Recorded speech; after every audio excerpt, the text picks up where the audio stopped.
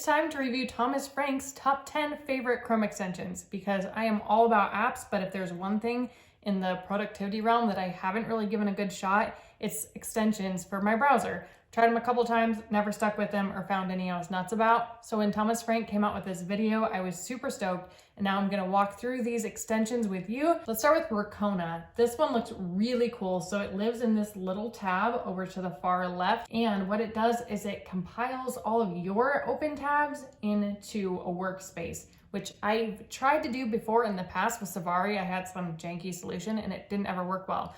But what's so nice about that is if you know that you always use the same 10 tabs for a project, like for example, I have about 5 tabs I use every time I'm blogging, it's really helpful because then you don't have to open them every time. And I find that that really reduces the barrier to get started on work and makes you more likely to get into work mode and not get distracted. I think the beauty of this is the Workspaces. If you click on one of these tabs, it opens all of them right at once. So there are a lot of different tab manager extensions, but this one looks really nice. I like the aesthetics. Thomas Frank says it's the best. I think I'm gonna stick with it before trying any others for quite a while. Now on to the Habitica Pomodoro Sightkeeper, which is basically a Pomodoro timer. So it does the 25-minute work session followed by the 5-minute break, but it links to Habitica, which is pretty neat, especially if you're into Habitica already.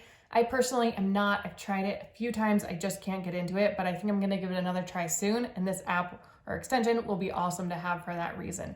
And I was also kind of excited to download it because I think even though I don't use Habitica, it's a really cool Pomodoro extension because it gives you a lot of history for free on what you've done. So Pomodoros today, hours, averages for daily, and Pomodoros and totals, which is really neat. I wish I had data to show you in here, but I just got it today.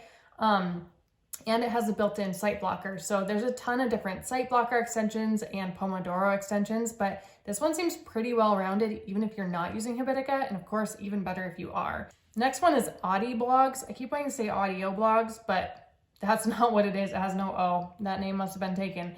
It reads blog posts to you. It's a very monotone voice, kind of robotic, but Thomas Frank said it's better than any other he's found in terms of accuracy. I honestly don't think I'll be using that one this much, this one that much.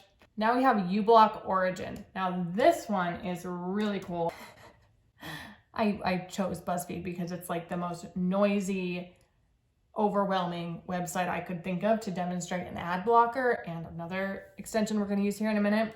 But you don't even realize how many ads were on here when this isn't on, but I turned it off and then refreshed it, which takes a minute, but there's all kinds of pop-ups coming up and videos playing and just infuriating. That one's awesome, totally keeping it around. Now we have Readwise. This is another one that I don't really get. I know a lot of people love it and use it a lot. I had to make an account to use it, but it's free for 30 days. And the cool thing is you also don't have to put in a card, so you don't have to remember to cancel anything if you're not into it. Basically, you can highlight things and then save those highlights and bookmarks. And if you get the really nice version, which is $8 a month, the proest version, then you can also export those to Evernote or Notion. I would love to be able to put them to Notion, but I'm not gonna pay $8 a month for it because I'll just copy and paste things. I don't even need to do that often. I guess if you're doing a ton of research, copying a ton of things in Notion, it might be worth it. But I mean, maybe someday. I just feel like at this point, I don't really need it. Also, it compiled everything I've ever highlighted in a Kindle book, which is pretty cool because I basically highlight those and forget about them for the rest of my life. And then you can make flashcards out of it and stuff. There's definitely other apps that are free that do that, but this one is probably the most nice. Okay, one you've probably heard of, and one of the only ones on this list, actually I think the only one on this list I had tried before, is Pocket. So Pocket, if you find a cool website, not this. Okay, let's get something worth saving. Love Baby Yoda, you must. I do. So we're gonna bookmark this with Pocket. Oh, I forgot I need to sign in. Sorry, folks.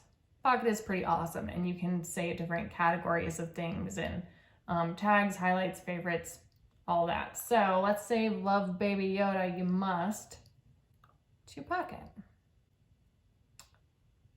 Okay. Page saved. Notion Boost. This one is cool. Notion Boost pulls up this nice little outline on the side, like table of contents, which is super neat because for some reason Notion doesn't have that. And it does other things too, but as Thomas Frank pointed out, the coolest thing it does is this table of contents. Web clippers.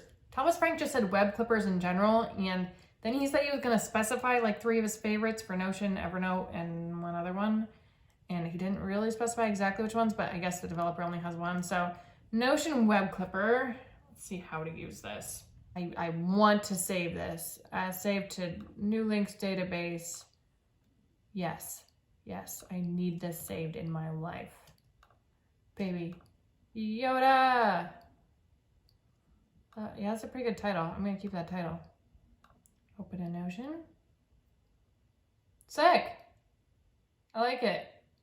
I like a lot. To me, that replaces pretty much the need for that, what was it, Readwise one? Like, I usually don't save a quote. Yeah, oh my gosh. Oh, that's so cool. It puts it all in Notion format. It doesn't just post a link. Whew, I didn't realize that was gonna be that cool. Everyone's probably like, yeah, it's a web clipper. Were you born yesterday? That is really cool. And it links to everything else that it linked in the article, but I can just delete stuff. That's so cool. I'm really happy about that. And if you're not a big fan of Notion and you want to use Evernote or something, then there's also web clippers for those. So check out a web clipper. Just look in the Chrome store. I think there's a million of them for whatever note-taking app you use, because that is magic. Evernote, OneNote. I used to love OneNote until I found Notion. Getting close. Newsfeed eradicator for Facebook. Oh, this one was so cool too. I tried it out just because I wanted to make sure I could like log into my Facebook, and I didn't want you guys seeing what's on my newsfeed if it didn't work. Okay. Where did I put it? Can't recognize them all by the icon when I got 10 at once today. Newsfeed. Okay, I just need to go to Facebook. What am I doing? Magic. I also tried to hack that with the Freedom app, where I would block like the home page of Facebook and then whitelist other pages like groups and stuff that I wanted to visit often. That was a stupid way of doing this. This is so much better. And you can do it for Reddit too. I turned it on for Reddit, and then Twitter. I don't use Twitter, but you can actually use Reddit for research now without wasting 6 hours of your life reading about, Baby Yoda, perhaps. You don't have to worry about that. You get a cheesy quote and you're set. You're set to actually do real research on Reddit, which is one of my favorite places to research because people will just give it to you straight. I mean, I'm not gonna like fact check on Reddit, but to get you started, I like Reddit. Especially medical advice. I am not saying to do this. Disclaimer, don't do this. But Reddit for medical advice is my jam. Because instead of just being like, if you woke up today and you felt just like you do every other day, you should probably see a doctor just in case. That's what every other site will say because of liability. But Reddit, people just be like, you're probably fine. And then you don't have to waste your copay. No. Just, again, that's just me. Don't do that. Reader view. This is the one I've been saving BuzzFeed for because BuzzFeed is just a massive headache as soon as you look at it. And reader view, this nifty little thing, makes it significantly better. This isn't too crazy, especially with my ad blocker, but read view, calm. Boring, but in a good way. Because sometimes you want things to be boring. And I like fun. And this channel is all about trying to make productivity and work and stuff, the grind, more fun. But you're less likely to get sucked into the abyss forever when there's not all these fancy colors. And then you can actually evaluate if you want to be spending your time on this BuzzFeed article, or if you don't need to know this stuff. And then you can go do something more fun with your time. Oh, also you can save stuff, email, print. That's so cool. That's so cool. You can print stuff in a way less irritating way. Like, have you ever printed something from the internet and you get like all the ads on the side, wasting all your printer ink, and you just wanted like the basic things, so then you're trying to copy and paste it into a Word document, and that's infuriating. So if I'm ever printing something from a web page, pretty much always going to be using this from now on. Please like this if you found that helpful because it would help me a lot. And check out Thomas Frank's video too, by the way. if you are interested in seeing what he thought of these extensions and why he recommends them as his 10 favorite. All right, see you around.